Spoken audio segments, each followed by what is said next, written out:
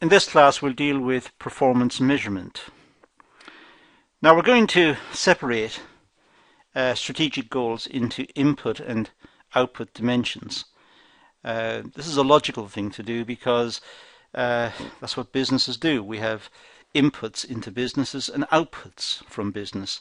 And of course what the business actually does is process the inputs into the outputs. So it may process raw material into usable output at the end, or it may process data into useful information.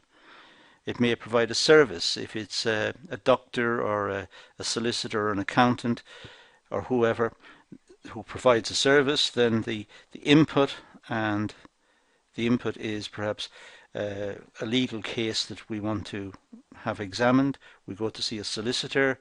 The solicitor processes the information, the data from the case, and there's an outcome.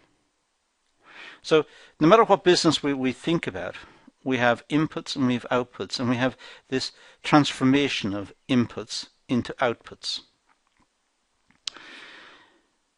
So really the strategic vision of the business sets a benchmark. It's what the business wants to achieve. And how it's actually doing is then shown up by the performance measurements that we take.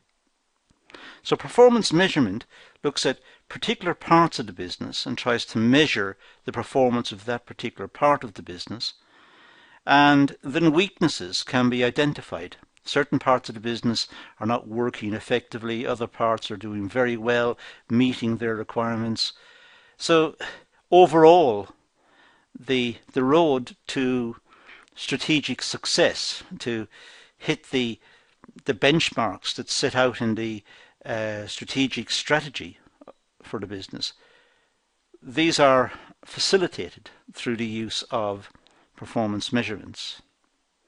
So performance measurements can be conducted right throughout the business in different departments, in different processes, different functions. There's a benchmark for what is good, and anything which falls short of that then may need intervention and investigation. So the processes of the business may be analysed through the use of performance measurement techniques. So when we set strategic goals, it's desirable to separate them out into inputs and output dimensions to see how well the business is doing in the whole process of moving from, if you like, raw inputs, raw materials, raw data into a finished product, and looking at the separate processes within the business, how each one is performing. Now, broad measurement of goal effectiveness. Well, we have an input dimension. Let's deal with that. So, unit cost efficiency. Now, unit costs are very difficult to measure. Management accountants are very good at this. They apportion the overheads, the labour, the machine time, and they're able to get quite good figures on how much an item costs to produce. They may make assumptions about the contribution of the overheads of the premises, of electricity, or of particular workers or whatever, but nonetheless these are useful figures, and they help management in making decisions about the effectiveness of particular processes. So that information is useful. I'd have to say immediately that the cost of collecting and identifying unit costs may not be worth it in small businesses. So management accountants are expensive personnel, and it's only when the business is of a particular size is it worth really doing this. In small businesses, it's left to perhaps the owner or the management to identify performance, and they may identify it by observation, by looking at the process and trying to figure out if it can be done more efficiently and how it's set up and so on. So unit cost efficiency highly desirable figures to have, but maybe more aimed at middle-sized business, middle business, or even large businesses. But small businesses, the management tends to make observations, watch processes, and try to decide if it's efficient or not. But it's important to know how well materials are used. See if there's excessive waste of materials. If it's a manufacturing business, let's say, so raw materials are expensive and they flow in at one end. They come in from the delivery point into the business, perhaps into the stores. If they're then processed, and there's a lot of waste in the process, can that be managed better? Is that a failure of the business? The performance indicators would signal this up, how much of the raw materials can be used and how much of the raw materials is being used. And also, how well is labour used? Labour might find it standing around for a long time waiting. If the production process is badly set up, there may be bottlenecks in some parts of the production system, and in other parts nothing is happening.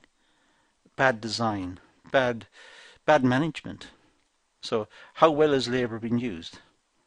If labour is being paid for 40 hours or 37 hours a week or whatever it is, are they working for that period, or are they spending long periods waiting for raw materials, waiting for work in progress, waiting for the machines to be fixed? Look at the performance and get a performance measurement of labour to see how well labour is being used. Look at the overheads of the business. There might be a situation where the business does not occupy the whole premises, and a large part of the premises are idle. They're just standing empty. They're not being used for any purpose. It would be better to downsize, move to a smaller premises which are more economic to run, easier to heat and to maintain, better lighting, and doesn't have that wastage, a lot of wastage in the area. So how well are overheads being used? Not just perhaps the premises, but perhaps certain machinery which are bought in which are not being used efficiently. And there's idle capacity. There's idle capacity in terms of the overheads. Maybe it would be better to outsource that particular work than buy an expensive machine that's only being used a couple of hours a week. Perhaps it would be better to move premises into smaller places if a lot of the premises is not being used. Perhaps the stores are too big. Whatever. So it's important to look critically at the overheads and try to assess the performance of the overheads. Now the output dimension. Well, we have internal results, maintaining and improving quality and lower consumer prices.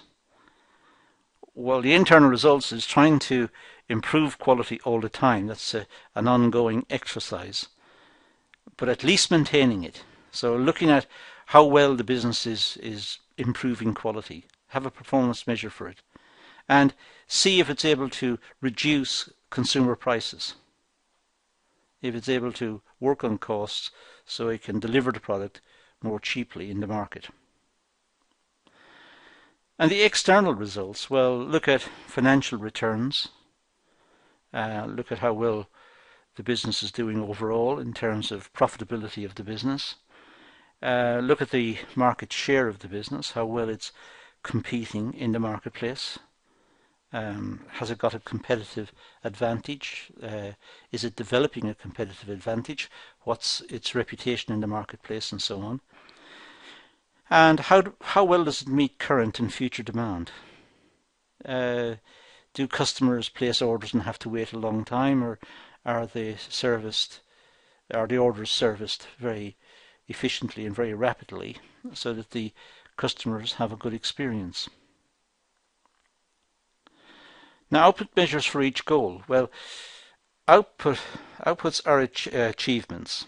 These can be categorized into three groups: investment returns, customer satisfaction, and social impacts. So outputs are achievements. That's what the business wants to achieve. It wants to achieve output. So outputs are achievements. And the achievements can be categorized into investment returns, customer satisfaction, and social impacts. Let's have a look at these. Investment returns. Well, what's the percentage return on investment? If the business considers buying a new machine, then what's the return on that machine? Let's say it worked out that the return on the machine was 5%. It estimated the return on the machine is 5%. So now it needs to compare. If it took the money that was going to be invested in the machine and put that money into the bank, what percentage would it get? Well, let's say it got 6% in the bank. So don't invest in the machine. The machine's costing. It's costing money. That's called the opportunity cost. The business must always look at what it could have got from the investment elsewhere. So it's important to look at the return on investment. Look at the return also on the assets employed. Don't just look at the investment for a new machine or a new set of equipment.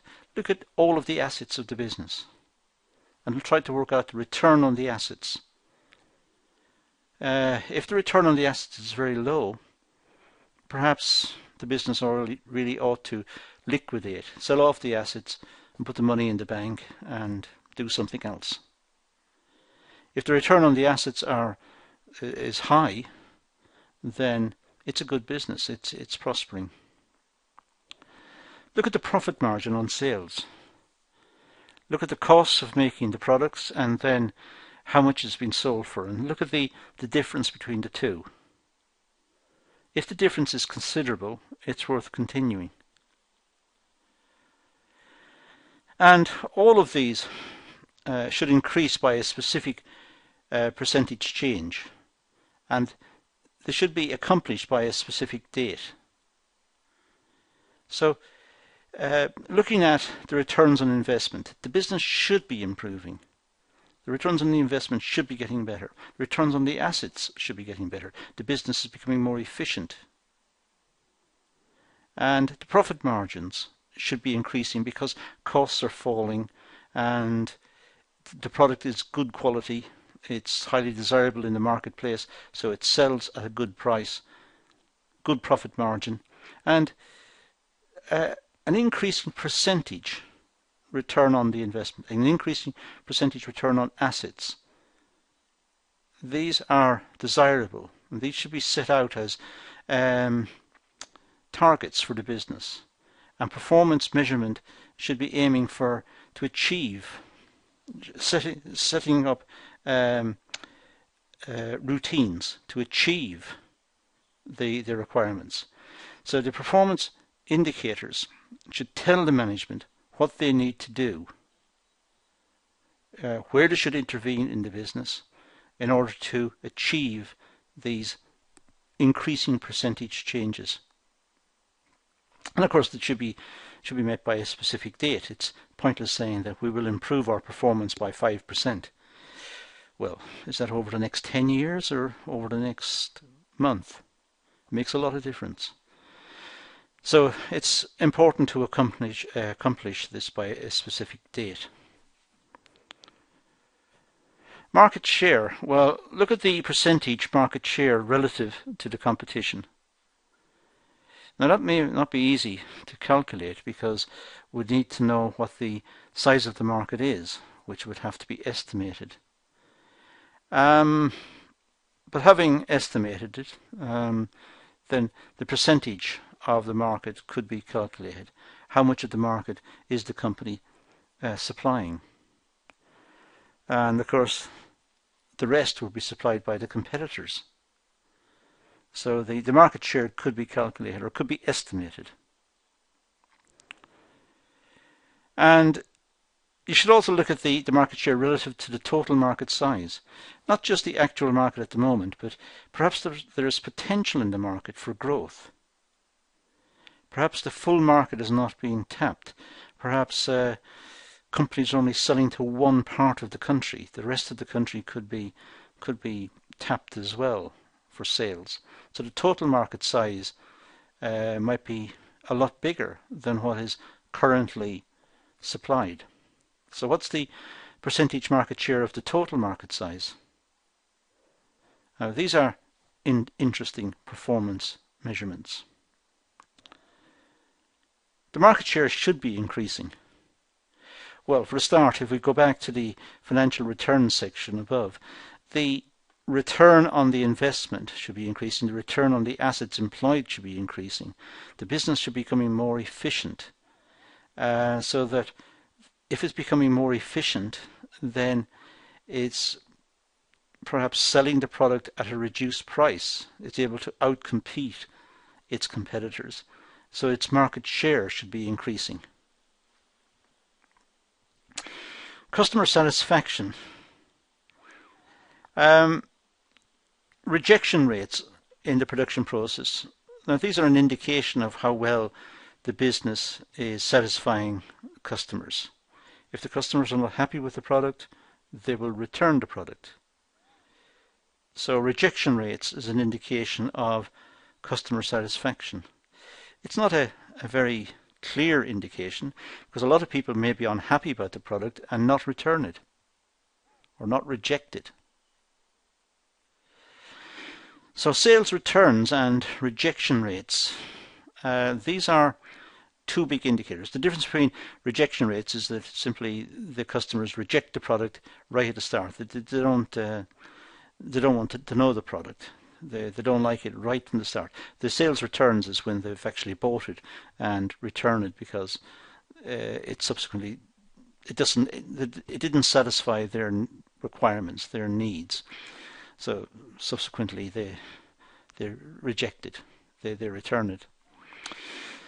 So both should decline by a specific amount in a specific time frame. If the business is doing well and performance measurements are taken at one point, if the business is doing well, there should be low sales returns. But there should still be effort put in place to try and reduce it even further. So targets should be set that rejection rates and return rates reduce over time, over a specific measurable time period. Delivery time and in sufficient quantity. Well, both of these are important.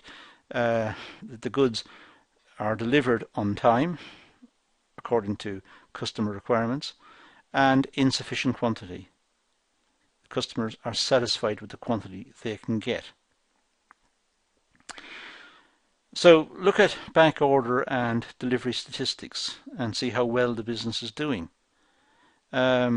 See how many items are produced and see what the share of the market is and what are the likely sales arising out of that percentage share of the market, and compare that to what was delivered to see if there's a shortfall.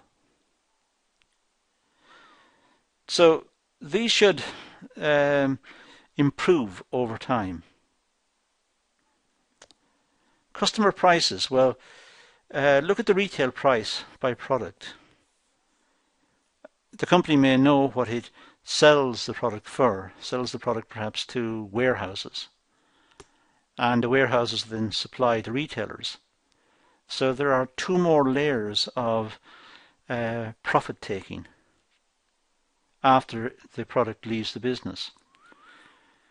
But ultimately the sales of the business will depend on what the retailers perhaps charge for the product. Now, if the retailers are charging too much, the product will not be bought, and therefore the company will be damaged. And yet the company has nothing to do with it. It's not the company's fault. It's simply the retailers got their pricing wrong. So it's important to look at retail price by product. And the retail price matched to value should decline. So the retail price should be falling. The value should be remaining the same. and that fraction should be declining. The price should be coming down and the value should be remaining the same. So the retail price per value, if you like, per unit value, impossible to measure this, but trying to express it is probably a good way of doing it. Say retail price divided by value. Well, the retail price should be falling, the value remains the same, the value that's in the product, the quality of the product, that should remain the same. Social benefits, well, improve customer satisfaction so that people feel happier and feel better about getting the product. Good consumer feedback, that's important because it means that the customers are so happy with the product they're prepared to give feedback, and they're prepared to perhaps give recommendations to the business which will help the business in refining the product so as to further meet customer requirements. There should be environmental benefits, reduced carbon footprint, trying not to use up too much energy in the production process, to show itself as a green producer. It's producing efficiently. So it should reduce pollution, try to stop emissions and clean up the waste before it goes into the environment. So reduce carbon emissions. That's desirable. It's desirable in itself because we don't want to destroy the planet. This is where we live. But also it shows that the company cares, and that helps the reputation of the business. So generally promoting a green agenda is a good idea. It promotes the business, it helps in the marketing effort. But it's also a good thing in itself. So these are areas where performance measurement can help. Performance measurement is trying to measure some activity, the efficiency of some activity against what's expected, or some target that's been set by management. If the management says that 100 should be produced in a day, and when the performance measurement has taken place, 50 has been produced, then management knows that intervention is required. They need to look again at what's happening within that process. Maybe the objective was set too high. Maybe they shouldn't have set 100, they should have set 60. So 50 has actually been produced. Now look at some ways of further increasing it up to the 60 mark. But performance indicators right throughout the business can flag up areas that need intervention by management. But the achievement of all of the performance indicators, if all the performance indicators meet the required targets, then the business itself should be running efficiently.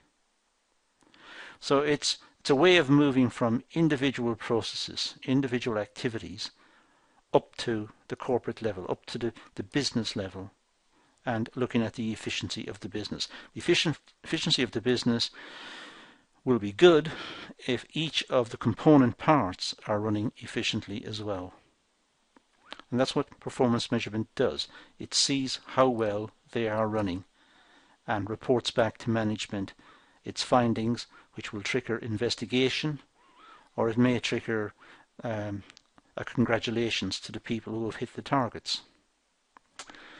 That's all we're going to deal with in this session, so I'm going to leave it at that and say thank you for watching.